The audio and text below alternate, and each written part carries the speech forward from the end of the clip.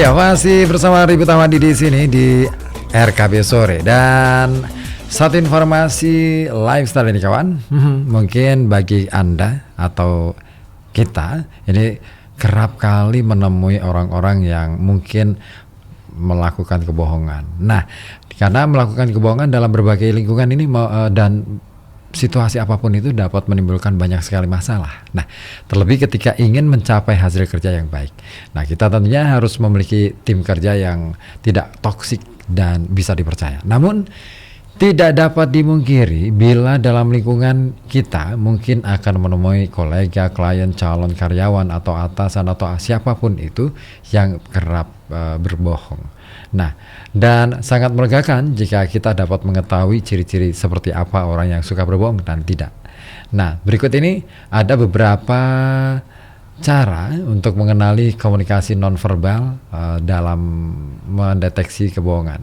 Nah, seperti diketahui, komunikasi nonverbal ini mencakup banyak cara, terutama cara kita berkomunikasi tanpa kata-kata. Nah, sebagai contoh, ekspresi wajah ini adalah kode atau sinyal yang mencerminkan perasaan seseorang dari waktu ke waktu.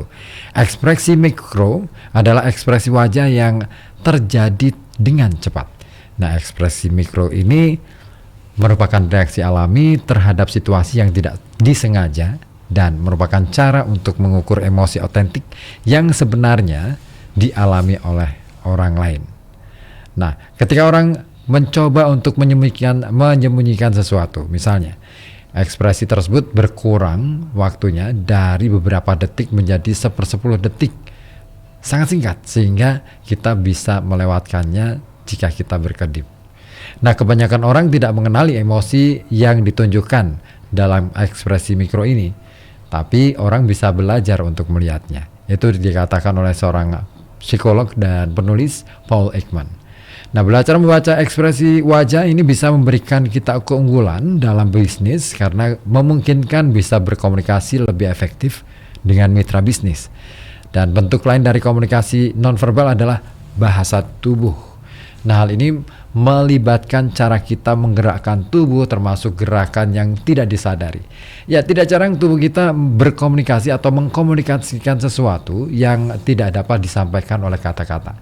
Nah, misalnya tangan yang diselangkan ke depan, dada, biasanya merupakan tanda pertahanan. Menyilangkan kaki ini dapat mengindikasikan bahwa seseorang sedang membutuhkan privasi atau menutup diri. Duduk terlalu jauh ke belakang ini juga menunjukkan ketidaktertarikan, sementara mencondongkan tubuh ke depan ini menunjukkan ketertarikan. Nah, mendeteksi kebohongan ini hal yang mungkin saja kita dapat lakukan dengan cara-cara mengenali bahasa-bahasa nonverbal. Nah, seperti apa? Nah, kita secara tidak sadar kadang-kala menyadari perubahan dalam komunikasi nonverbal. Dan seorang ahli dalam ekspresi mikro, gerak tubuh, perilaku nonverbal, budaya, dan emosi, David Matsumoto, ini menjelaskan bahwa menjadi ahli dalam mendeteksi kebohongan itu kita memerlukan mengamati orang lain.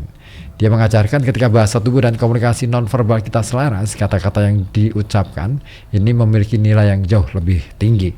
Nah, sebaliknya, ketika komunikasi nonverbal kita tidak sesuai dengan kata-kata kita, orang cenderung mengabaikan kata-kata yang diucapkan dan fokus pada bahasa tubuh kita.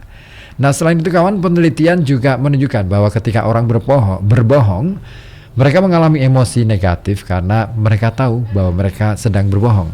Dan mereka secara otomatis akan merasakan penghinaan baik terhadap diri mereka sendiri maupun terhadap situasi yang memaksa mereka untuk berbohong. Nah, orang juga berbohong untuk melindungi diri mereka sendiri atau orang lain agar tidak dihukum. Dalam beberapa kasus, misalnya mereka berbohong untuk menghindari situasi yang memalukan atau tidak nyaman, atau meningkatkan harga diri di mata orang lain. Nah, semua alasan berbohong ini memiliki alasan dan tujuan yang jelas. Mereka semua juga didorong oleh emosi.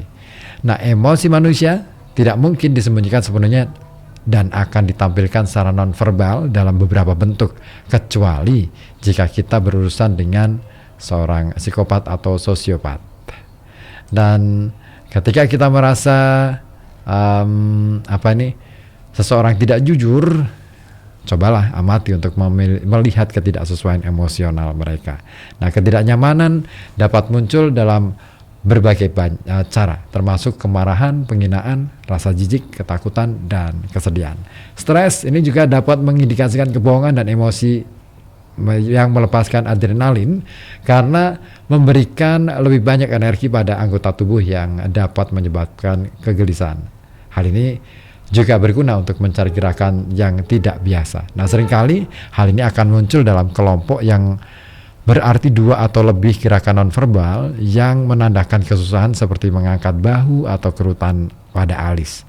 Nah, setelah kita mempelajari segala macam cara mengindikasikan ketidaknyamanan dengan lebih baik, akan lebih mudah untuk melihat sekilas dunia batin seseorang. Dan ingatlah bahwa tidak ada sinyal yang sangat mudah atau universal yang menunjukkan ketidakjujuran. Dan banyak hal yang bisa kita lakukan untuk melihat itu semua. Oke, itu dia informasi lifestyle untuk Anda mengakhiri kebersamaan kita di Ragam Kabar Berita Sore, dan kita akan lanjut perjalanan Halo Kota Batik berikutnya.